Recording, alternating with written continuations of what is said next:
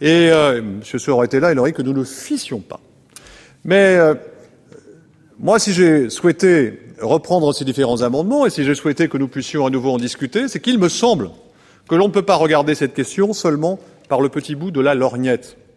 D'autant que l'économie que vous nous promettez ne sera probablement pas au rendez-vous. Vous avez évoqué, puisque c'est le seul objet du texte, en tout cas sa seule justification, les 3 ou 4 millions d'euros. Nous nous sommes expliqués, non seulement la somme est dérisoire, encore quelle est son importance évidemment pour chacun de nos concitoyens, mais en plus elle n'est pas garantie, puisqu'il s'agit de crédits qui ne sont pas limitatifs. Il suffit que le nombre de candidats soit plus important cette fois-ci, et nous retombons dans le débat sur les signatures, qu'il ne l'a été la dernière fois, pour que tout ou partie de cette économie s'envole. La proposition que nous vous faisons me paraît, du point de vue des finances publiques, comme de la justice, beaucoup plus satisfaisante, puisque nous proposons que le remboursement soit proportionnel aux voix obtenues, ce que nul ne peut contester. C'est le principe même d'une démocratie, au fond, sur une élection présidentielle, ce qui supprimerait les injustices créées par les effets de seuil, que j'ai évoqués en première lecture, si vous en souvenez, et ce qui permettrait, par ailleurs, dès lors que nous prendrions une telle disposition, d'avoir l'assurance que l'État ne dépenserait plus qu'il ne le souhaite.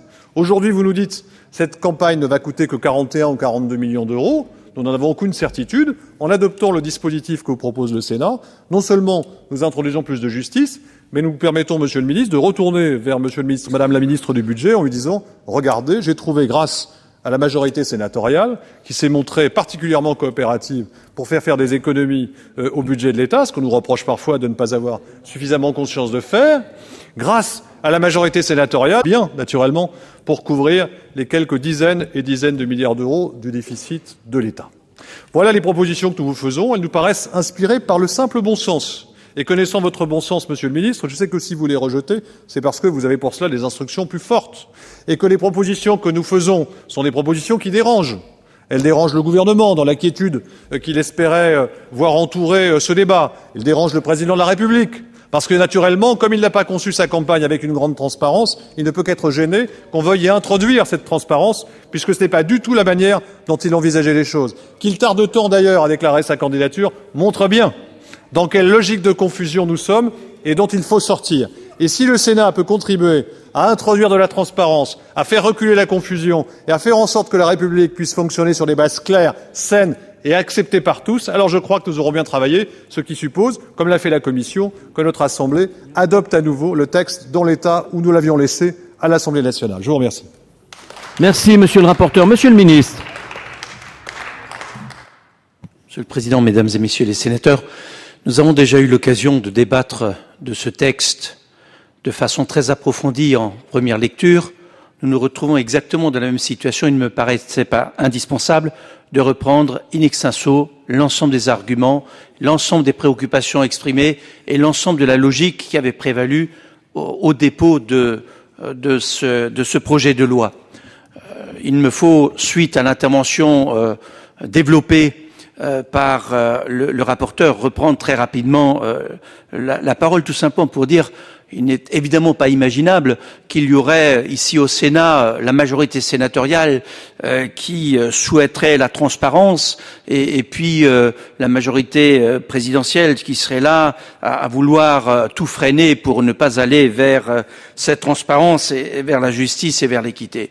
Permettez-moi de retrouver une forme d'arrogance, pour ne pas dire de suffisance dans ces propos, que nous avons déjà eu l'occasion d'apprécier à d'autres moments et de vous redire que si nous souhaitons effectivement aller vers l'examen d'un texte élargi sur de nombreux sujets. Tout à l'heure, je me demande quels sont les arguments que nous prendrons pour ne pas examiner de façon très approfondie les amendements de Monsieur Masson, qui méritent tout autant un développement et sans doute encore beaucoup d'autres que nous n'avons pas repris, que nous n'avons pas déposés, parce que tout simplement, ce projet de loi est le complément d'un projet de loi qui a déjà été voté de façon définitive et qui concerne le financement des campagnes électorales de toute nature, sauf la présidentielle.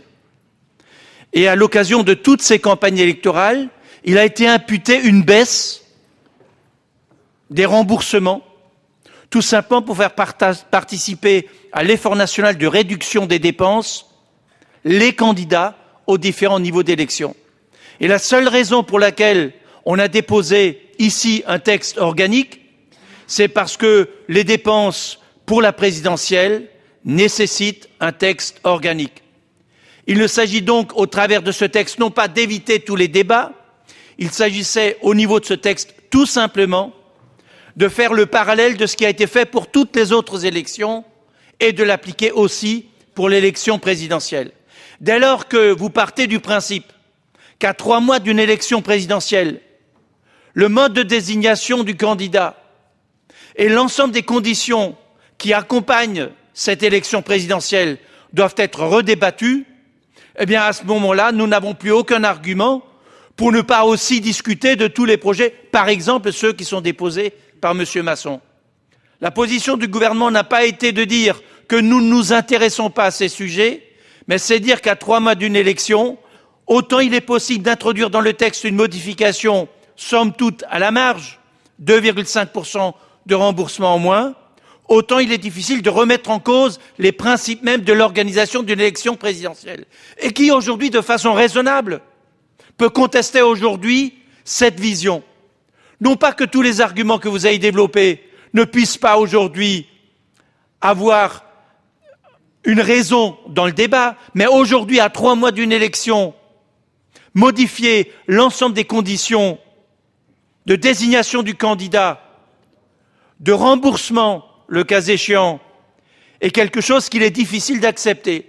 Et de laisser entendre que ce serait parce que potentiellement, c'est le président de la République actuellement en place qui pourrait être candidat, que nous ne voulons pas que ces élections puissent se dérouler sur un nouveau mode est quelque chose qui est une projection que je ne peux pas accepter. Permettez-moi de dire que tout simplement, sans avoir reçu plus d'injonctions de quiconque, eh bien, il me paraît normal que lorsque nous sommes dans cette phase, eh bien, c'est tout simplement de nous limiter à ce qui a été à l'origine la démarche du gouvernement, qui a été partagée par les parlementaires au plan national. C'est tout simplement de dire que, à partir du moment où nous demandons un effort à nos concitoyens, il est normal qu'un effort soit demandé à ceux qui sont candidats, que ce soit pour des élections locales, que ce soit pour des élections départementales, régionales, ou que ce soit pour des élections présidentielles. Voilà la raison d'être de ce texte. Je ne souhaitais pas reprendre cette argumentation de façon détaillée parce qu'il me semblait qu'à partir du moment où tout avait été dit, il n'était pas indispensable de le reprendre dans le détail. Je me sentais simplement obligé de redonner ces précisions suite à l'intervention, me semble-t-il, une nouvelle fois, je le redis, un peu arrogante de la part du rapporteur. Merci, Monsieur le ministre. Monsieur le rapporteur. Oui, merci, Monsieur le Président. Je suis ravi d'avoir fait sortir le ministre de ses gonds parce que le débat est effectivement un débat politique. Vous étiez contenté à la tribune de nous faire une sorte de compte-rendu aimable des débats qui s'étaient déroulés jusqu'à présent. Et j'ai bien compris que vous ne souhaitiez pas que ce débat ait lieu. Nous l'avons bien compris. À l'Assemblée nationale, lorsque nous sommes allés à la commission mixte paritaire, nous avons bien compris que personne ne souhaitait que cette discussion ait lieu. La question est de savoir pourquoi. Je vous laisse le soin d'y répondre et à nos concitoyens de le faire. Mais je passe sur l'argument de l'arrogance. J'ai bien compris que c'était un élément qui revenait pour l'ensemble de ceux qui s'exprimaient à partir de l'opposition. Je peux constater que pour vous, l'arrogance commence lorsqu'on est en tête dans les sondages et elle disparaît lorsque l'on est largement devancé. L'humilité, c'est celui, évidemment, qui n'est pas encore candidat. L'arrogance, c'est celui qui a la franchise de l'être. Je vous laisse le soin d'assumer cette distinction. Je ne la partagerai pas. Mais je vais revenir sur le fond, simplement, du texte. Nous ne proposons pas de modifier la totalité des règles relatives à l'organisation des campagnes présidentielles. Je ne peux pas vous laisser dire ça, Monsieur le ministre. Nous proposons quelques règles qui visent à clarifier des données qui manifestement ne le sont pas aujourd'hui, et le fait qu'elles ne le soient pas introduit un trouble dans l'opinion. Vous ne pouvez pas nier que la manière dont le président de la République, puisque c'est celui dont il s'agit, utilise aujourd'hui les moyens de la République, suscite et suscitera un débat jusqu'au moment où il choisira d'être candidat. Est-ce qu'il ne serait pas souhaitable que plutôt que d'avoir cette polémique, nous ayons une décision claire rendue par une juridiction indépendante? C'est notre sentiment.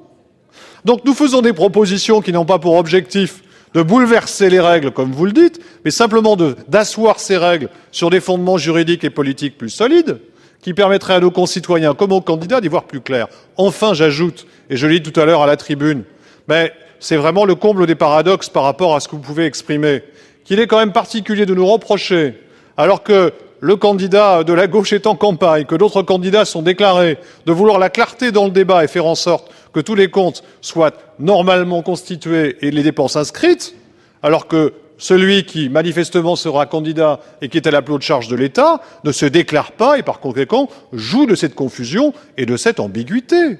Qu'on ne mélange pas les gens. Nous voulons la clarté, vous voulez rester dans la confusion. Merci, monsieur le rapporteur.